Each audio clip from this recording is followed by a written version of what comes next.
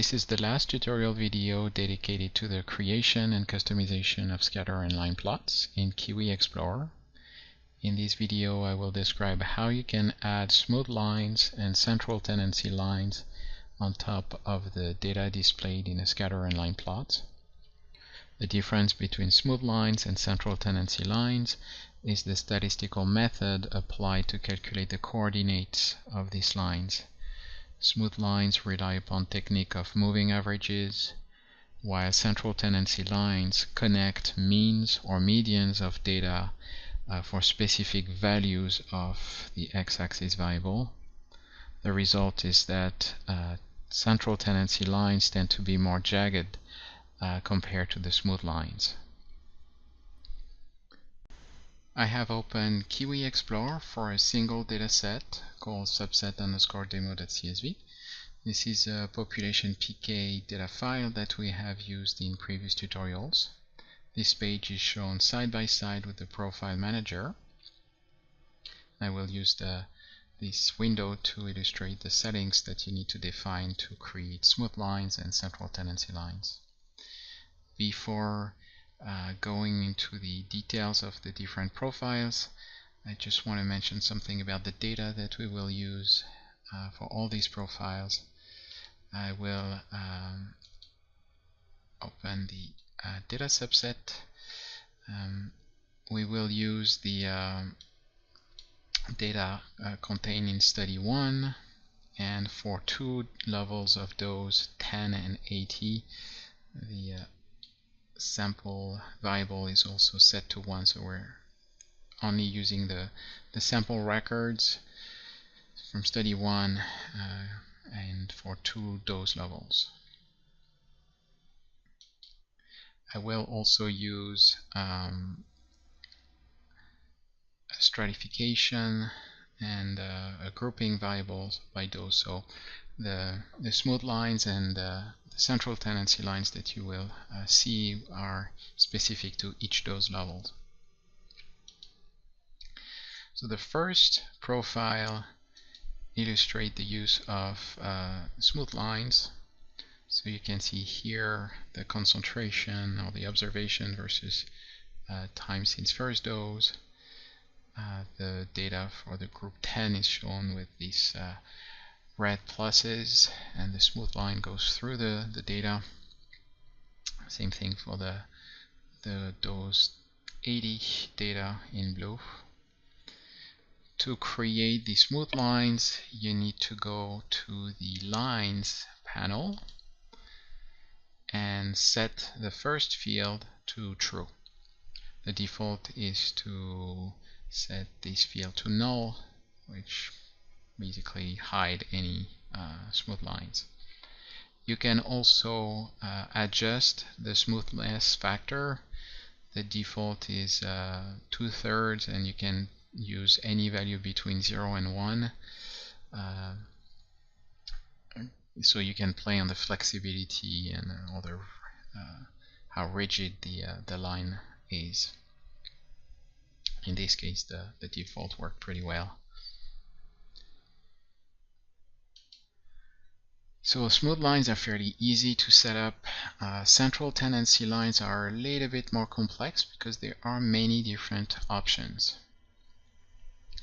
I'm going to switch to the next profile, which shows a central tendency line based upon the nominal time. So you can see that the line now connect I believe in this case it was the median. Yes, you have a footnote that is automatically added in this case.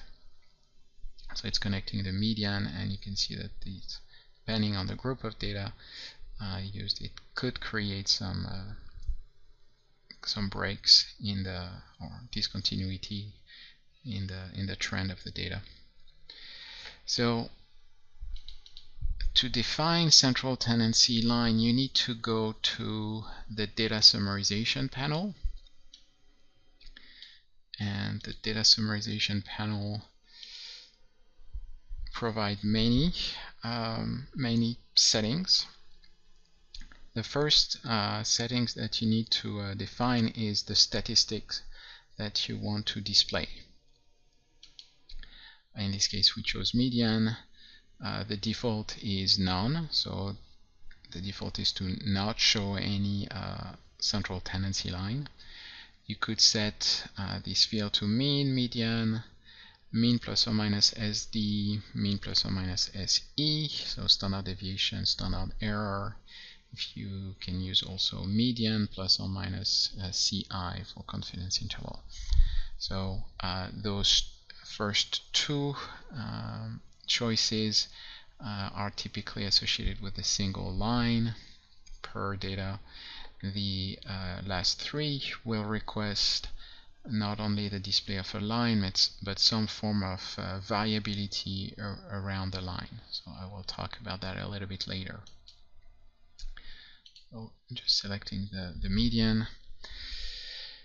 So in this particular profile, I just let all the other fields to their default value. The next very important definition of the central tendency line is how those medians are calculated.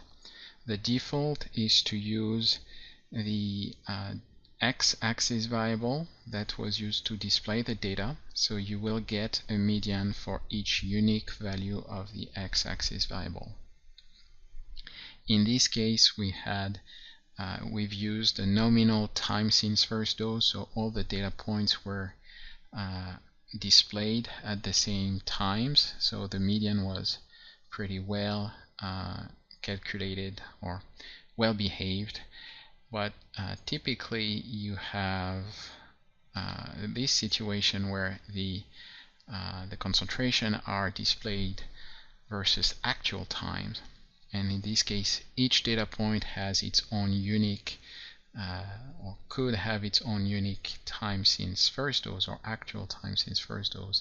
And in this case you can see that the median line is connecting all those individual points, so it creates a very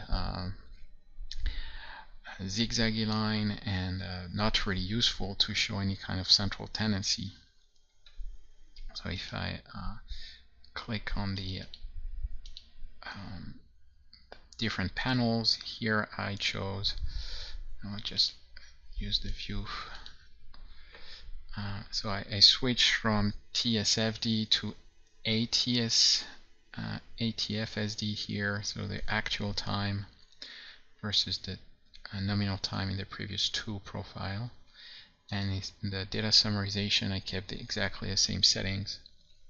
Use the default x-axis variable to show median.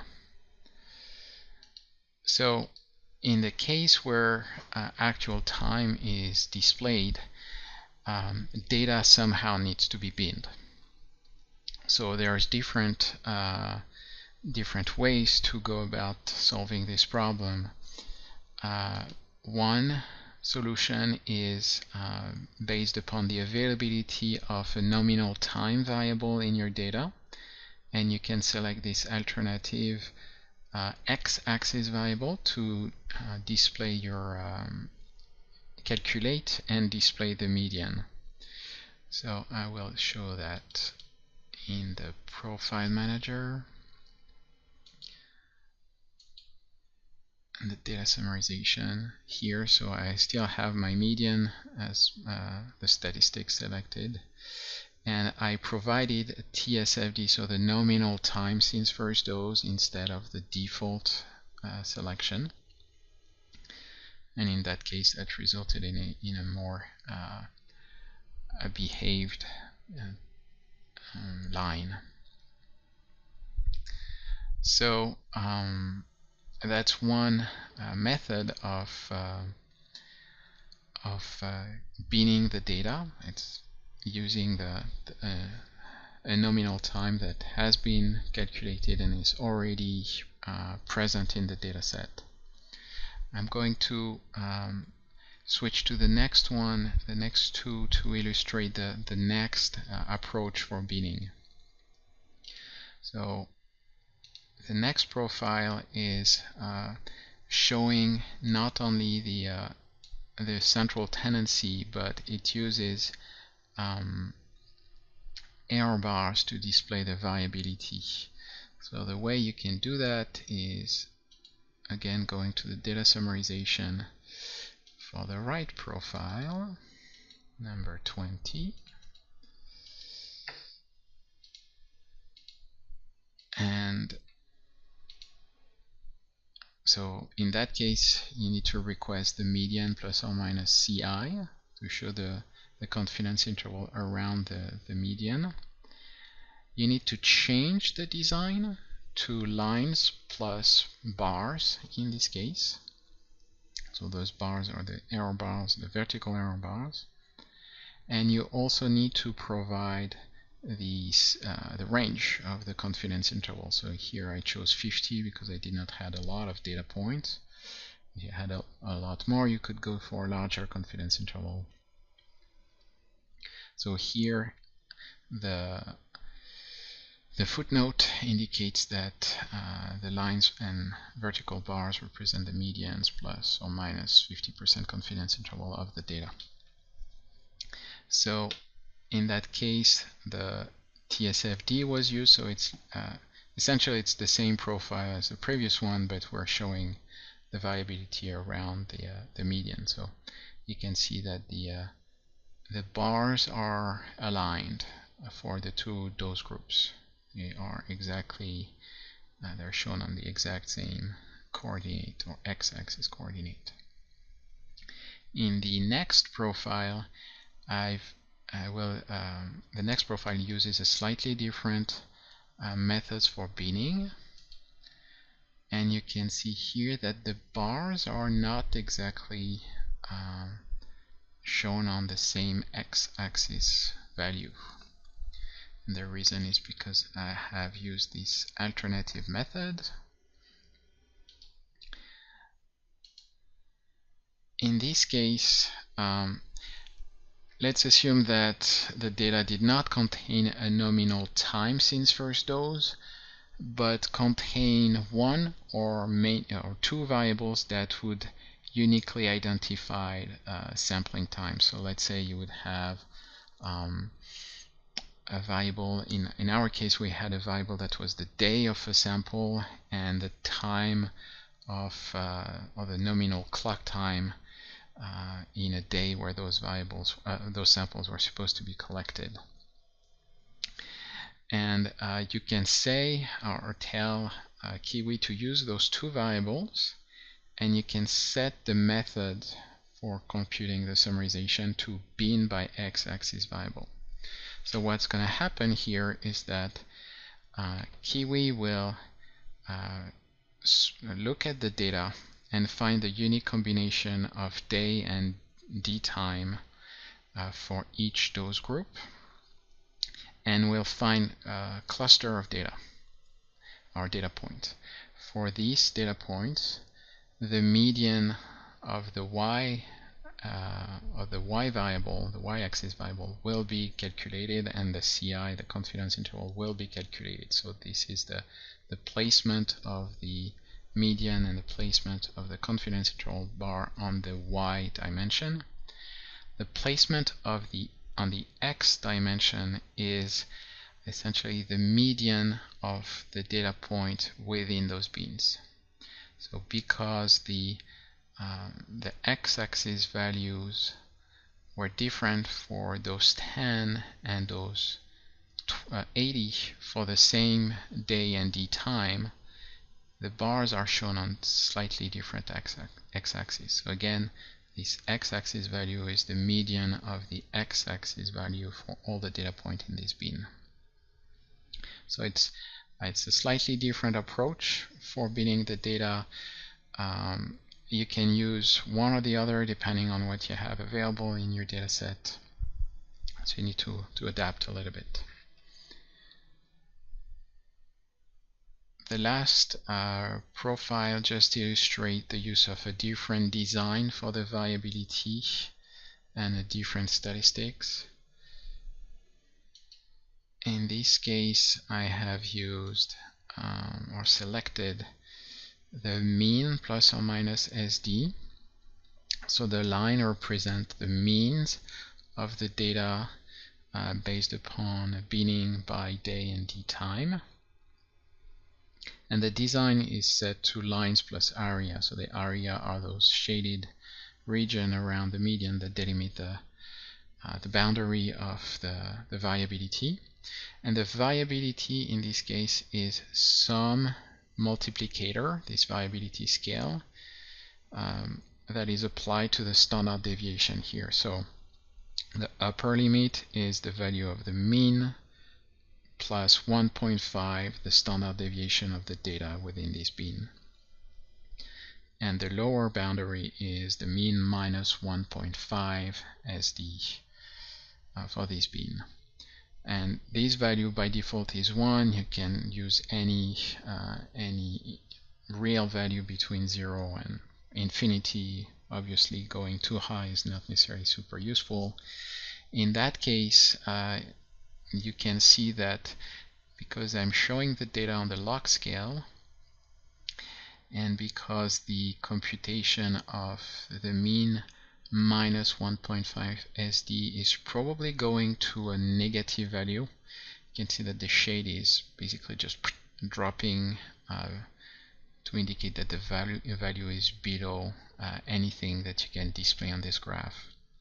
So when the observation values are in this region of time, almost all those lower bins, or the lower boundary of the variability, goes to this negative range.